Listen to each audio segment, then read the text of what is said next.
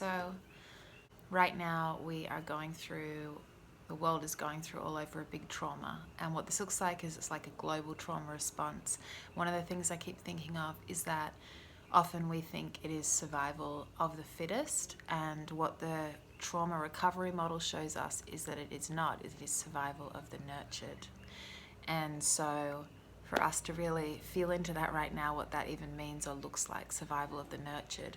So one of the things that we might be feeling is going through a kind of freeze response, which is like just being tuned into kind of all the information, how quickly things change day by day, and not really knowing what to do or how to act or how to move. And so that can look like freeze and people kind of just numbing out or checking out and just trying to kind of hope this too will pass and let me just like hang in there for a minute.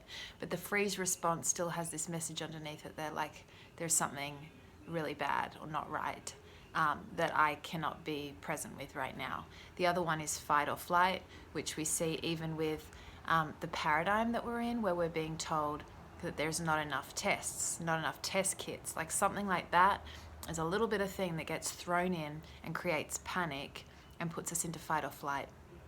When we are in a trauma state, we're not using our prefrontal cortex at all. This is just like offline, and it's just the emotional brain firing, and that's why you see people go into this like self-preserving mode. And again, this is why instead of survival of the fittest, self-preserving mode, if we can come through it into survival of the nurtured, we have our keys, we have our hope, we have our care, and we have not just our survival, but an ability to thrive as a species right now, or as families, or as community, with whatever it is that we come across. This is, again, one of a really deep initiation that we're facing, and none of us are facing it alone. We're facing it as a planet, we're facing it as countries, we're facing it as communities, we're facing it as families, we're facing it as couples, we're facing it as single parents, and so what does survival of the nurtured even mean? And one of the biggest things is that I'm observing right now is this kind of endless chatter. So, where there might be hundreds of people who are just sending random texts and conversations and messages, and while that might be getting them through, there's just a lot of chatter right now. And so how do we all just take a moment? It can be like 5 minutes in your day. It's the structure of ritual, or the structure of having something in place where you can actually get a little still, or actually just find what meaning is, what there is that's actually meaningful for you to express or to feel or to acknowledge or to share with someone beyond the sort of the chatter that sits at the top. There's such a whirlwind of chatter and information, and we're all turning to our online devices in order to connect. And so it's sort of like gonna have to be swimming through that in order to get to the things that are right behind. And it's the things that have deeper meaning that are going to actually ease our hearts, make us feel like we're really connected with someone, instead of was just in the dissatisfaction of just banter. And obviously humor is a totally separate thing. The other thing is that in this change of paradigm is the brave moments. We're being asked to have brave moments all the time, and we don't even know. A thing with a brave moment is we don't even know what it will look like or when they will come. But there's a moment where something feels really uncomfortable, and we have to decide. These are the decisions where we have to decide, what do I believe in? What do I feel is right? What's my decision for myself or the people around me? We're being asked for that a lot. So I won't say anything more about that right now, but just the idea of a brave moment. Just feel into like any moment that you're uncomfortable, you have to make a choice, or you have to deal with something that you weren't expecting, or that you hadn't prepared for, or that you feel deeply to respond to in a way that's different to how someone else around you wants to respond to it. Brave moments.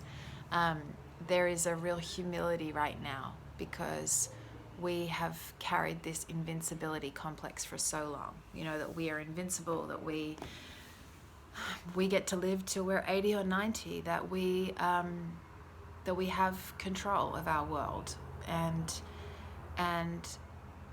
that we are the dominant being species on this earth, that we carve, create, and destroy as we wish. And there's a deep humility right now in the Invincibility Complex crashing a little bit. And again, what it takes us into this humble place of actually a reality, an existential reality that we never knew how long we were going to live. We never knew how things are going to look. And we live often with these 10-year plans that we are directing, but there is also how are we when those things shift. And the only way I've learned to be with that is to take it day by day. That how can I let go of this today and experience what I'm being given to experience today? How can I handle that today and have a brave moment with that today? And tomorrow is a whole different day. But to get myself out of that invincibility complex that I somehow think that,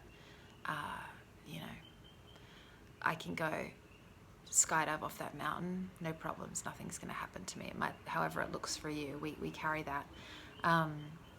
There are whatever existential questions are coming up for you right now. The way they hide is in your fears.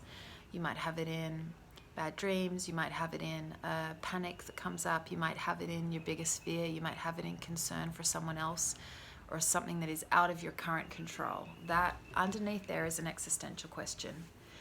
It can be about who you are, your role in the world, what you have to give, that you're going to be protected, that you're loved, that you're worthy, that you're cared for, that you're going to be able to care for others, that your loved ones are going to be okay, that the world's okay, that you'll have what you need. But just to sit and write some of these things down and to be able to look with them and invite them in instead of shutting them out or feeling the weight of them, just invite them in because they've been there all along. They've been there since we were born. Lastly, the last point I want to share right now that feels really rich for me is this experience of touch and how remarkable it is, how touching we are as humans, and how hard it is to be around someone and not touch them. And I've remarked on this with others where we've had to exchange things, we've kept our 6 feet of distance, and just feeling like, and depending on the nature of your relationship, whether it's romantic or a platonic or it's your family member or it's a child, but like actually to feel that energy between you both. And you kind of can feel it as like a, there's a pull, like such a pull to make contact and to just be able to sit and like actually observe that pull between you both, because we're so used to thinking that this is me and like this is where I end, and actually we have a huge extension beyond our bodies. And so it's like we're getting this, which most of us work with and know and understand, but we don't attend to it because we're so used to being able to grasp. And so to just feel the field and the extent of that energy. And I really believe it's here to make us more sensitive to that. It's the same with the group field, even the way of what you might be feeling that is going on around the planet, and being able to feel people that are so far away from you right now as well.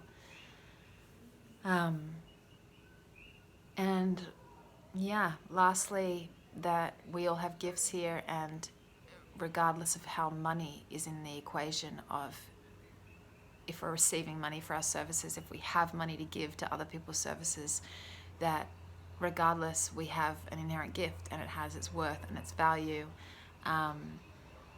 And most of us don't know what it is because it's so natural to us to do it. It's that quality in us that comes forward, and so someone who say their work is in hospitality, it's not their role as a server that is their gift. It's how they show up. It's how they are, and they actually do that in so many other ways of their life.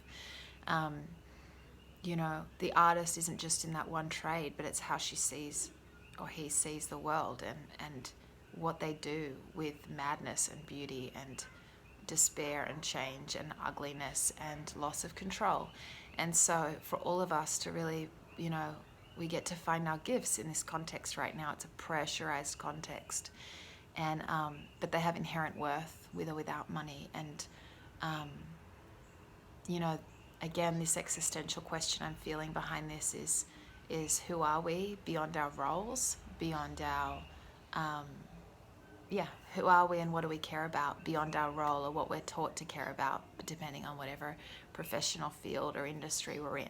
Because those titles are being stripped away right now for this moment in time. And who are we without those features and when we're not in that context? And we're being called back to home. You know, everyone, we've had these questions here on the island, like when we had a missile warning, and I was speaking to two guys down at the surf beach who were crying because they didn't know, they have kids in two houses, they didn't know which house to go to in the 4-minute warning they had. Or when we've had like the lava flows here and people have had to relocate big families, and it, you know, I've noticed this question of like, when the time comes, where is my place to be? Who are the people? Where is the place?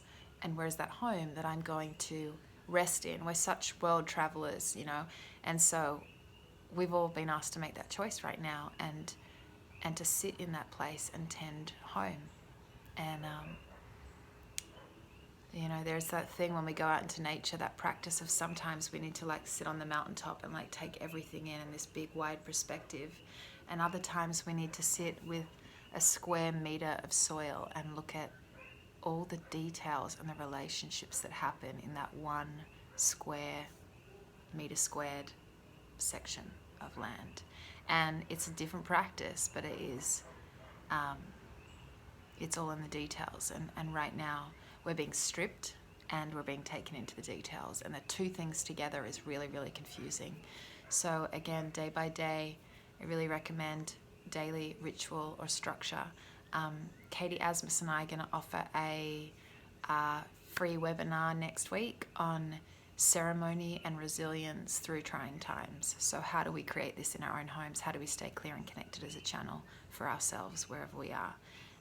And then we'll also have a 4-week group. So it'll be like a 2-hour class or group every week, exploring ceremony and resilience and the structure in ceremony, and that's also in the rites of passage and the initiation process. So how we can even bring that into our homes, or be able to stay clear and connected to that, because we all have a responsibility to, in our we're all little circles all around connected. So yeah, sending you love for tonight, this evening, in the initiation, that most interesting initiation, that we are not going through it as individuals, but we are all individually in it together.